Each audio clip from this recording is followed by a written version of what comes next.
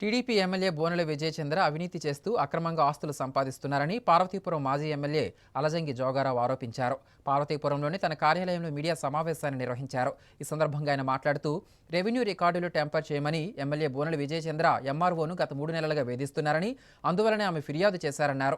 Ration dealer, anganwadi ఉద్యోగాలు అమ్ముకుంటున్నట్లు TDP ఎమ్మెల్యేపై పత్రికల్లో అనేక కథనాలు వచ్చాయని తెలిపారు. అధికారంలోకి వచ్చిన తర్వాత సెటిల్మెంట్లు, దందాలు, ఆక్రమణలు ఎక్కువయ్యాయని, డబ్బులు తీసుకుని మున్సిపల్ ఉద్యోగులను బదిలీపై నియమించారని ఆరోపించారు. ఉపాధి హామీ పనుల్లో కూడా లంచం డిమాండ్ చేస్తున్నారన్నారు. ఈ సమావేశంలో వైసీపీ నాయకులు, కార్యకర్తలు పాల్గొన్నారు.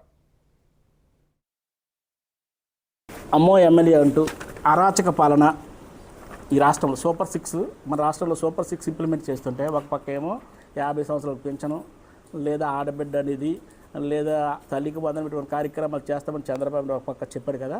అవి ఇంప్లిమెంట్ జరగలేదు. కానీ ఈ రాష్ట్రంలో అరాచకాలు, కబ్జాలు, మరి ముఖ్యంగా బెదిరింపులు, సెటిల్మెంట్లు, కమిట్మెంట్లు, దందాలు ఈ 6 ఈ నియోజకవర్గంలో పుష్కములుగా జరుగుతున్నాయి.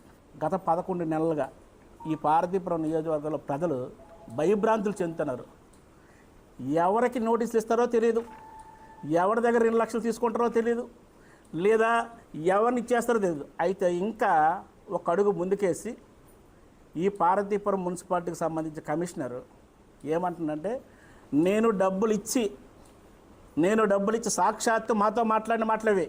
ఇదిగో మా వైస్ చైర్మన్ గారితో మాట్లాడారు, మా చైర్మన్ గారితో మా కౌన్సిలర్, పబ్లిక్ కూడా మాట్లాడుతాను. ఏమంటే, నేను డబ్బులు ఇచ్చి ఇక్కడికి వచ్చాను, నేను డబ్బులు తీసుకొనే వెళ్తానని చెప్పి ఈ మున్సిపాలిటీలో టౌన్ ప్లానింగ్ సెక్షన్కి ఒక రేటు, చివరికి తుడిచినోడికి ఒక 1000 రూపాయల నెలకి, లేదా బర్త్ సర్టిఫికెట్లు, డెత్ సర్టిఫికెట్లు ఇచ్చిన వాళ్ళకి కూడా ఖచ్చితంగా ఉద్యోగస్తులు జీతాల దగ్గర నుంచి కూడా ఎవరొస్తే వస్తుంది. ఎందుకంటే కమిషనర్ ఏంటంటే, నేను కొద్ది కాలమే ఉంటాను, నేను లంచం ఇచ్చి వచ్చాను కాబట్టి నాకు డబ్బులు ఇస్తే తప్ప నా పని అవ్వదని చెప్పి నేను పబ్లిక్గా ఆయన చెప్పడం జరుగుతుంది. ఇంతేకాకుండా వరహాలగడ్డ ఆక్రమణ ఒక 24 నోటీసులు ఇచ్చారు.